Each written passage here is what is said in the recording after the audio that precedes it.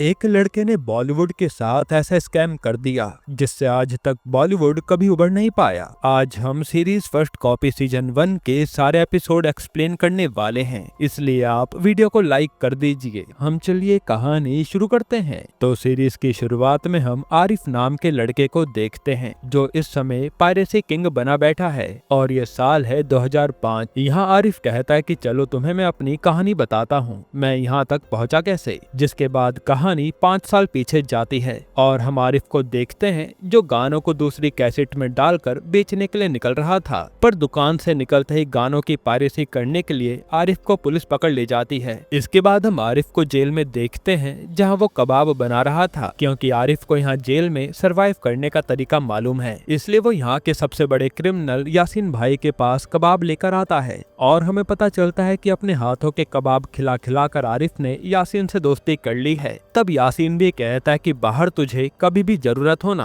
तो मुझे याद कर लेना। फिर थोड़ी देर में जेलर आरिफ को अपने पास बुलाता है और कहता है कि तेरी बेल हो गई है, लेकिन जाने से पहले मुझे अपने हाथों के कबाब तो खिला दे। साथ ही जेलर कहता है कि तेरी बेल तो सुबह ही हो गई थी, पर मैंने कहा तेरे हाथ के कबाब खा लूं तभी तुझे जाने दूंगा। ये सुनकर आरिफ को गुस्सा आ जाता है कि इसने मुझे इतने समय तक रोक के रखा, इसलिए वो जेलर के कबाब में चटनी ज्यादा डाल देता है जिससे जेलर का पेट खराब हो जाता है। हालांकि तब तक आरिफ जेल से जा चुका था। इसके बाद आरिफ घर आता है और हमें पता चलता है कि आरिफ शादीशुदा है, उसकी बीवी का नाम आफरीन है। साथ ही वो अपने पापा के साथ एक खोली में रहता है, पर आरिफ की माँ उसे बचपन में ही छोड़कर भगवान को प्यारी हो गई थी। यहाँ आफरीन आरिफ को डांटती भी है कि तुम ऐसे गलत काम क्यों करते हो जो तुम्हें जेल जाना पड़ता है, पर आरिफ कहता है कि हम गरीब हैं, थोड़ा बहुत पैसा कमाने के लिए ये सब करना पड़ता है और मैं सिर्फ लोगों तक एंटरटेनमेंट पहुँचाता हूँ, कोई गलत काम नहीं करता। फिर यहाँ आफरीन आरिफ से कहती है कि आज फरजीन दीदी ने अपने घर खाने पर बुलाया है क्योंकि तुम घर आए हो। तब ये लोग फरजीन के यहाँ खाने पर आते हैं और हम फरजीन के पति नईम को देखते हैं जो थोड़ा घमंडी टाइप का आदमी था।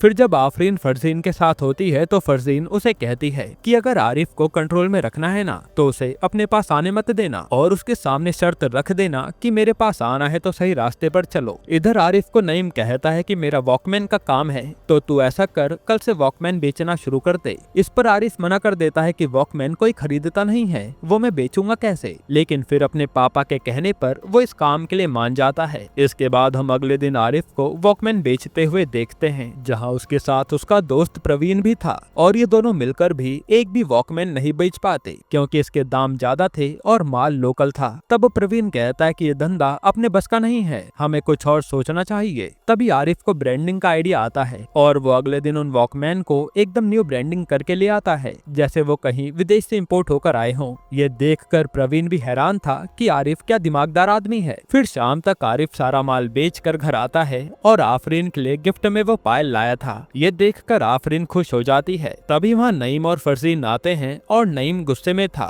क्योंकि आरिफ ने माल तो बेच दिया, पर यह सब पुलिस को पता चल गया जिसके कारण नईम फंसने वाला था फेक माल बेचने के चक्कर में। तब यहाँ आरिफ जितने पैसे कमाए थे वो वापस कर देता है और आफरीन के लिए लाया गिफ्ट भी दे देता है कि मैं आपके साथ काम नहीं करूंगा, तुम जाओ अपना धंधा देखो। अब इसके बाद रात को आरिफ पर उसके पापा आते हैं और उसे समझाते हैं कि बेटा कोई सही काम कर लेना, क्योंकि पैसों के लिए अपनी इज्जत खराब करता है तू, वो मुझे अच्छा नहीं लगता। पर आरिफ कहता है कि मुझे और कुछ नहीं आता, मुझे काम देगा कौन। इस पर उसके पापा कहते हैं कि एक प्रोड्यूसर के यहाँ लड़के की जरूरत है तो वहीं पर लग जा, कम पैसा कमाएगा लेकिन सुकून से रहेगा। इस पर आरिफ भी मान जाता है। अब अगले दिन हम कुमार नाम के एक बहुत बड़े प्रोड्यूसर को देखते हैं जो थोड़ा घमंडी और सनकी किस्म का आदमी था और वो अपने नीचे काम करने वाले हर इंसान को दबा के रखता था। इसके बाद आरिफ उसी कुमार के ऑफिस में काम के लिए आता है और उसे काम मिल जाता है। यहाँ कुमार का पीए सावन आकर आरिफ को पूरा काम बता देता है कि उसे क्या क्या काम करना है। साथ ही वो कहता है कि सर आते ही होंगे, जब तक वो पूजा ना कर ले उनके सामने मत आना क्योंकि वो इन सब में बहुत मानते हैं। फिर हम कुमार को देखते हैं जो एक राइटर को डांट रहा था। असल में कुमार ने राइटर को पूरी हॉलीवुड मूवी की कॉपी करने को कहा था,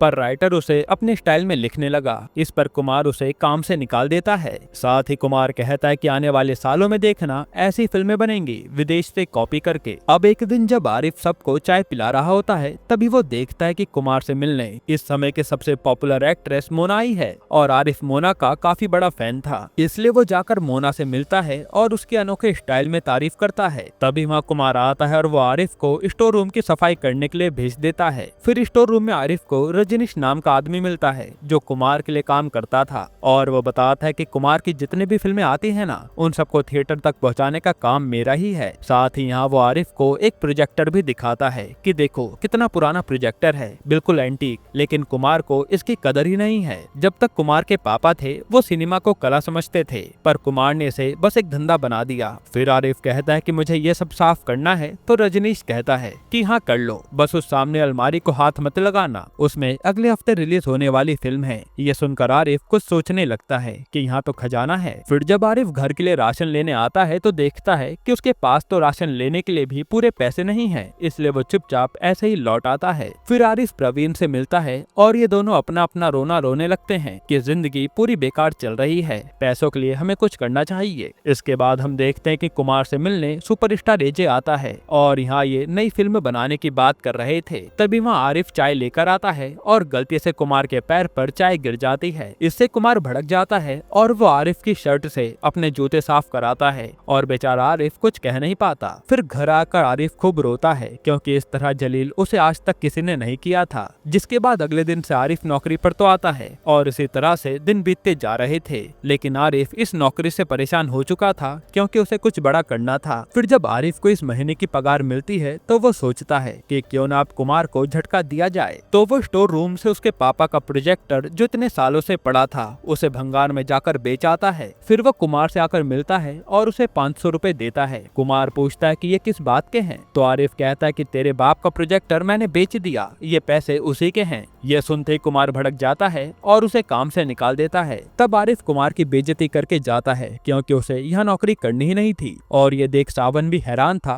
कि पहली बार कुमार से किसी ने ऐसे बात की है। फिर यहाँ से आरिफ सीधा सिनेमा हॉल जाता है टिकट लेने के लिए क्योंकि उसे आफरीन को मूवी दिखानी थी, पर वहाँ तो एक हफ्ते के लिए पूरा शो हाउसफुल था। तभी आरिफ को वहाँ सत्यम नाम का आदमी मिलता है जो आरिफ को पहचान जाता है कि ये तो यासीन भाई के लिए कबाब लेकर आता था, और वो आरिफ से कहता है कि ऐसे तो तू कभी फिल्म नहीं देख पाएगा, मेरे पास दूसरी फिल्म पड़ी है, दूं क्या? तो आरिफ सत्यम से पूरा डीवीडी प्लेयर लेकर घर आ जाता है और ये लोग मूवी देखने लगते हैं। पर मूवी विदेश की थी जिसमें इंटीमेट सीन भी थे। ये देखकर आरिफ के पापा भाग जाते हैं और इस बात का फायदा उठाकर आरिफ और आफरीन इंटीमेट हो जाते हैं क्योंकि इन दोनों को कभी अकेले में वक्त नहीं मिलता था। फिर जब आरिफ सोने जाता है तभी उसके दिमाग में आइडिया आता है और वो डीवीडी प्लेयर वापस करने सत्यम के पास आता है। आरिफ यहाँ बातों बातों में सत्यम से पूछता है कि एक फिल्म को सीडी में डालने के लिए क्या क्या करना होता है, जिस पर सत्यम बताता है कि एक कंप्यूटर लगेगा और एक रील जिससे फिल्म कॉपी होगी। तब आरिफ सत्यम से कहता है कि मुझे 1 लाख रुपए उधार चाहिए, यासीन भाई के नाम पर दे दो। तो सत्यम भी मान जाता है। जिसके बाद हम देखते हैं कि आरिफ ने उन पैसों से कंप्यूटर ले लिया है और वो अब मूवीज को कॉपी करके घर घर में सीडी बेचने की तैयारी में था, और इस काम में उसने प्रवीण को भी मिला लिया था। जिसके बाद आरिफ यहाँ से सीधा उसी भंगार वाले के पास वो कुमार का प्रोजेक्टर वापस लेने आता है, पर भंगार वाला तो कहता है कि उस प्रोजेक्टर के कम से कम अब 10,000 रुपए देने होंगे क्योंकि उसकी कीमत बढ़ गई है। ये सुनकर आरिफ के होश उड़ जाते हैं और उसे प्रोजेक्टर किसी भी हाल में चाहिए था, इसलिए वो रोते हुए कहता है कि अब मालिक मुझे पुलिस के हवाले कर देंगे और मैं तेरा भी नाम ले लूंगा। यहाँ पुलिस का नाम सुनते वो आदमी 1000 रुपए में प्रोजेक्टर दे देता है। इसके बाद आरिफ सीधा रजनीश के पास आता है और उसे 30,000 रुपए देता है। ये पैसे देखकर रजनीश हैरान था और आरिफ कहता है कि ये एडवांस है हमारा काम करने के लिए, बस तुम्हें कुमार की नई फिल्म मुझे लाकर देनी है कॉपी करने के लिए और मैं आपको मालामाल कर दूंगा। ये सुनकर रजनीश भी लालच में हाँ कर देता है। जिसके बाद हम कुमार को देखते हैं जो अपनी 3 करोड़ की फिल्म को 7 करोड़ में बेचता है, और इस तरह से कुमार ने कई सारे लोगों का पागल बना रखा था जो कुमार की बातों में आकर बेकार से बेकार फिल्म खरीद लेते थे। इधर रजनीश आकर आरिफ से कहता है कि मैं रील तो लाकर दे दूंगा, पर उस कुमार ने एडिट में थोड़ी छेड़छाड़ करवाई है, इसलिए अब रील सीधा थिएटर में आएगी और हमारे पास कॉपी करने का समय नहीं बचेगा। साथ ही रजनीश कहता है कि ऐसा करो ना, ये फिल्म जब थोड़ी पुरानी हो जाएगी तब हम इसे सीडी में डाल देंगे, लेकिन आरिफ मना कर देता है कि नई फिल्म आग की तरह होती है, हमें फायदा तो उसी से होगा, इसलिए ये फिल्म हमें कॉपी करनी है।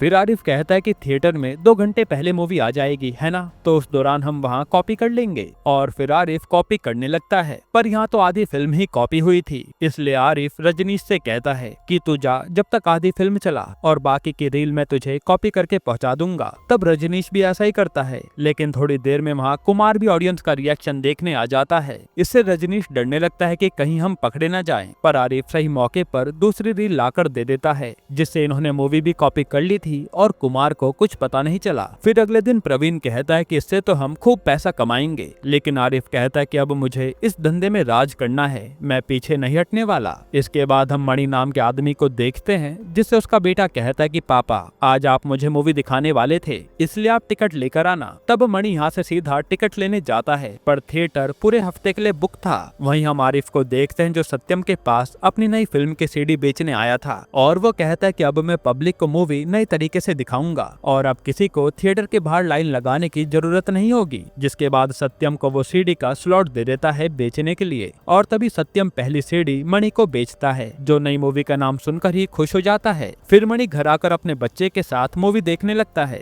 और मणि के पड़ोसी भी मूवी देखने आ गए थे, जिससे सब एंजॉय करते हैं। इधर प्रवीण मूवी की सीडी के डिस्ट्रीब्यूशन के लिए सेठ से बात करने आता है, जो कपड़े का धंधा करते थे, और प्रवीण उन्हें पैसे देकर डील कर लेता है कि वो अपने ट्रक में सीडी भी दूसरे राज्य में लेकर जाएंगे। एक तरह से प्रवीण और आरिफ ने फिल्म पायरेसी का काम बड़े लेवल पर शुरू कर दिया था। फिर हम आरिफ के पापा को देखते हैं, जो आफरीन से कह रहे थे कि ये आरिफ आजकल कौन सा काम कर रहा है जो हमेशा बिजी रहता है। तो आफरीन कहते हैं कि इस बार वो जेल नहीं जाएंगे, डरो मत। अब ऐसे ही कुछ दिन बीतते हैं और आरिफ की सीडी का काम धड़ल्ले से चल रहा था। फिर एक दिन आरिफ आफरीन को लेकर बाहर खाने पर जाता है, तो आफरीन को वॉशरूम जाना था, तो वहाँ उन्हें ताज होटल दिखता है, इसलिए वो आफरीन को उसमें भेज देता है। तभी वहाँ मोना आती है, जिसे इवेंट में बुलाया गया था, पर गार्ड कहता है कि जब तक मुझे परमिशन नहीं मिल जाती मैं आपको अंदर जाने नहीं दे सकता। इस पर आरिफ वहाँ आता है और गार्ड को पैसे देकर कहता है कि भाई इन्हें जाने दो, ये बहुत बड़ी स्टार हैं। यहाँ मोना भी आरिफ को पहचान जाती है कि ये कुमार के यहाँ काम करता था।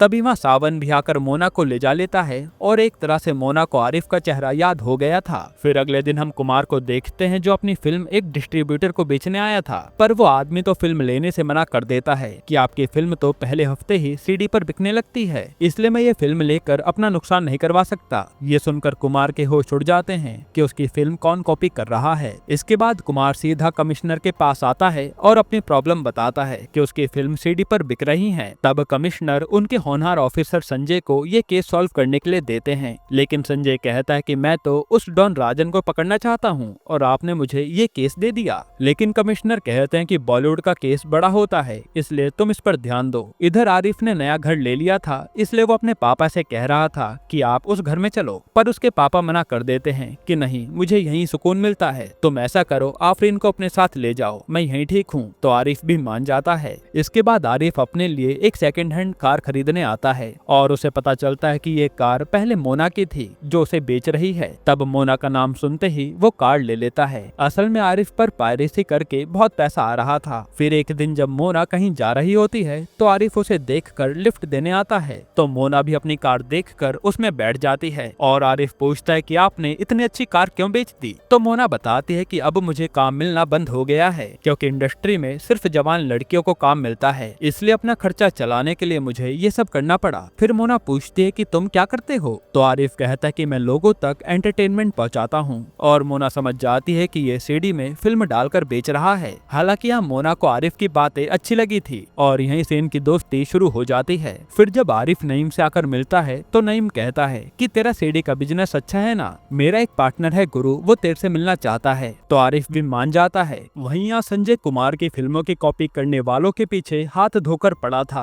इधर नईम आरिफ को लेकर गुरु के पास आता है और कहता है कि मेरे इस धंधे के बारे में अपनी बहन को मत बताना, उसे इन सब का नहीं पता। फिर आरिफ से गुरु मिलता है और कहता है कि मुझे तेरा सीडी का धंधा पसंद है और मैं उसमें पार्टनर बनना चाहता हूँ, पर आरिफ मना कर देता है। इस पर गुरु आरिफ को धमकाने लगता है, जिससे गुस्से में आरिफ नईम को चाटा मारकर वहाँ से चला जाता है और ये देखकर गुरु हैरान था। इसके बाद हम संजय को रागिनी नाम की लेडी के साथ देखते हैं, जो एक रिपोर्टर थी और संजय की गर्लफ्रेंड भी। यहाँ ये दोनों इसी फिल्म पायरेसी की बात कर रहे थे। इसके बाद हम देखते हैं कि अब मणि ने भी थिएटर जाना छोड़ दिया है और वो हमेशा घर पर सीडी लाकर मूवी देखता था। वहीं थिएटर में भीड़ लगना भी बंद हो गई थी, जिससे फिल्म के कलेक्शन पर बहुत बुरा असर पड़ रहा था। फिर कुमार यही सब देखकर दोबारा पुलिस के पास आता है और इस बार संजय को हड़का देता है कि कैसे भी करके उन लोगों को पकड़ो, वरना सब बर्बाद हो जाएगा। इधर आरिफ जब अपना काम कर रहा था, तब उस पर मोना का फोन आता आता है और वो आरिफ को मिलने बुलाती है। तब यहाँ रजनीश आता है और ये लोग बातें करने लगते हैं। यहाँ रजनीश कहता है कि यार तुम लोगों के कारण आज मेरी जरूरतें पूरी हो रही हैं, वरना वो कुमार मेरा सिर्फ खून पीता था, पैसे देता नहीं था। तब आरिफ कहता है कि आपको पैसों की कभी दिक्कत नहीं होगी। इधर संजय ने पायरेसी करने वालों को पकड़ने के लिए जाल बिछा दिया था, क्योंकि उसने हर फॉर्मेट पर एक निशान लगा दिया है, जिससे उन्हें पता चल जाएगा कि आखिर पायरेसी किस प्रिंट से हो रही है। और फिर कुछ ही दिनों में रिसर्च करने के बाद संजय को रजनीश का नाम मिलता है, जो कुमार की फिल्म थिएटर तक पहुंचाता था। इसके बाद आरिफ, रजनीश और प्रवीण बाहर घूम रहे होते हैं तो पुलिस आकर रजनीश को उठा ले जाती है फिल्में कॉपी करने के इल्जाम में। ये देखकर प्रवीण आरिफ को रोक देता है कि हम रजनीश को बाद में बचा लेंगे, अभी तो पुलिस के सामने मत आना। इसके बाद अगले दिन आरिफ रजनीश से जेल में मिलने आता है तो रजनीश कहता है कि सालों ने बहुत मारा है, लेकिन डर मत, मैंने किसी का नाम नहीं लिया, बस तुम मेरे परिवार का ध्यान रखना। इधर मणि की बीवी उस पर चिल्ला रही थी, क्योंकि अब रजनीश के पकड़े जाने से पायरेसी का काम बंद हो गया और उन्हें फिल्में देखने को नहीं मिल रही। वहीं आरिफ से आफरीन कह रही थी कि तुम आजकल मुझे टाइम देते नहीं हो,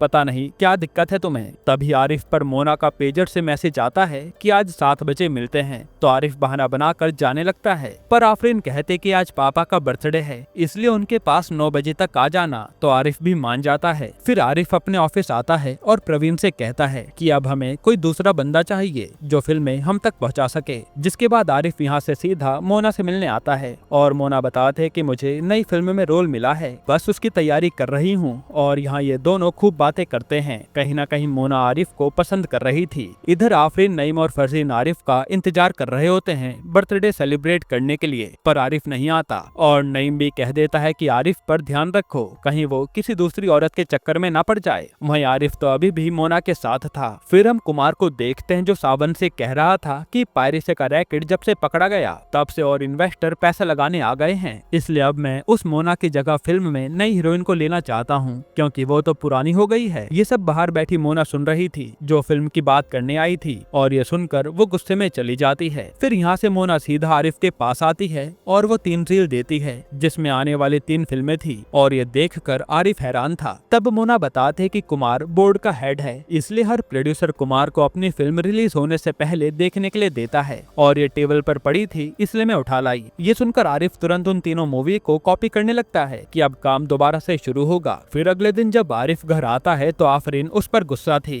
कि वो कल बर्थडे पर नहीं आया। तब यहाँ आरिफ काम का बहाना बना देता है और फिर वो आफरीन को नई फिल्म की सीडी देता है कि मैं कल इसी काम में बिजी था। तब ये प्रिंट देखकर आफरीन उसकी काफी तारीफ करती है कि ये कितनी साफ क्वालिटी है। ये सुनकर आरिफ को आइडिया आता है और वो प्रवीण को फोन करके कहता है कि ये सेंसर बोर्ड वालों का पता कर कि इनसे फिल्म की सेटिंग हो सकती है क्या, अब हम उन्हीं से धंधा करेंगे। इधर हम कुमार को देखते हैं जिसने एक सुपरस्टार की बेटी को मोना की जगह कास्ट कर लिया था और वो आज उसे सेड्यूस कर रहा था अपनी फिल्म में लेने के बदले। यहाँ प्रवीण सेंसर बोर्ड के हेड का पता करने आता है और वो यहाँ चपरासी को पैसे देकर सारी डिटेल निकाल लेता है। तब उसे 2 नाम पता चलते हैं, पृथ्वी और सदानंद, यही सेंसर बोर्ड से फिल्में पास करते थे। इधर हम संजय की माँ को देखते हैं जो संजय से अपने पूरे दिन के बारे में बता रही थी। तभी एकदम से वो बेहोश हो जाती हैं। फिर वहाँ डॉक्टर आते हैं और चेकअप करके बताते हैं कि कोई बड़ी बात नहीं है, माँ घर पर अकेली रहती हैं इसलिए ऐसा हुआ था, तुम इन्हें एक टीवी लाकर दे दो, वो देखेंगी तो बोर नहीं होंगी। फिर हम गुरु को देखते हैं जिसके पास नईम मिलने आता है और गुरु कहता है कि तेरे साले ने मुझे मना कर अच्छा नहीं किया,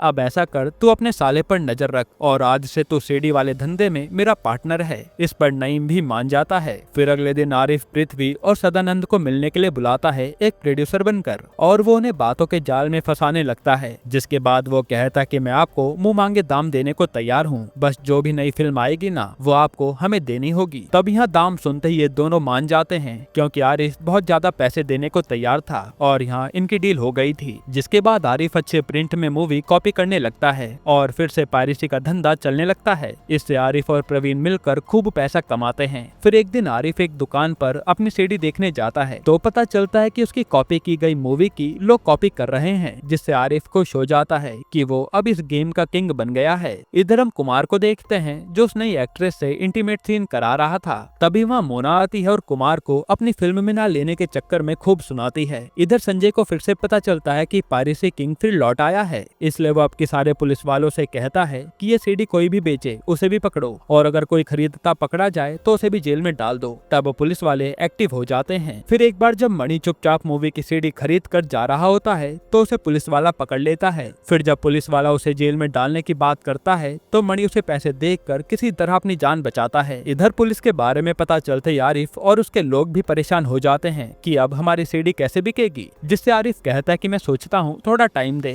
फिर आरिफ घर आता है तो देखता है कि आफरीन पाँव के बीच में लंच डालकर फरजीन को भेज रही है। असल में नईम ने आरिफ से गुस्सा होकर फरजीन का आफरीन से मिलना बंद करवा दिया था, इसलिए आफरीन ऐसे छुपकर फरजीन को बिरयानी भेज रही थी। ये देखकर तो आरिफ का दिमाग घूमता है और वो इन्हीं पाव वालों को अपना डिस्ट्रीब्यूशन पार्टनर बना लेता है ताकि पुलिस इन तक पहुंच न पाए, और इस तरह से घर घर तक फिल्मों की सीडी बिकने लगती है। इसके बाद आज आरिफ से मिलने मोना आती है और यहाँ ये दोनों खूब बातें करते हैं। जिसके बाद ये किस भी करने वाले थे तभी वहाँ प्रवीण आ जाता है जो बताता है कि यहाँ पृथ्वी पैसे मांगने आया है। तब आरिफ उसे पैसे दे देता है, पर ये बात प्रवीण को अच्छी नहीं लगती कि पैसे देने से पहले एक बार भी आरिफ ने मुझसे नहीं पूछा। फिर आरिफ बाहर आकर मोना से बात करने लगता है और ये दोनों फिल्मों की बात कर रहे थे। यहाँ मोना की बातों से हम समझ पाते हैं कि वो आरिफ से प्यार करने लगी है। तभी वहाँ बारिश शुरू हो जाती है और मोना आरिफ को किस कर लेती है। तब आरिफ भी खुद पर कंट्रोल नहीं कर पाता। फिर थोड़ी देर में वहाँ प्रवीण आता है जो बताता है कि आफरीन आई है। ये सुनते ही आरिफ तुरंत आफरीन की ओर भागता है और बहाना बनाने लगता है कि वो कहाँ बिजी था। जिसके बाद हम देखते हैं कि कुमार की नई फिल्म थिएटर में आ गई है और वही फिल्म लोगों के घर तक भी पहुँच गई थी। तब मणि अपने घर पर वो फिल्म चलाता है और इसमें कुमार ने काफी अडल्ट सीन डाले थे और ये देखकर सबके होश उड़ जाते हैं। फिर ये खबर संजय तक पहुंच जाती है। असल में सेंसर बोर्ड ने कुमार की फिल्म के इंटीमेट सीन काट दिए थे,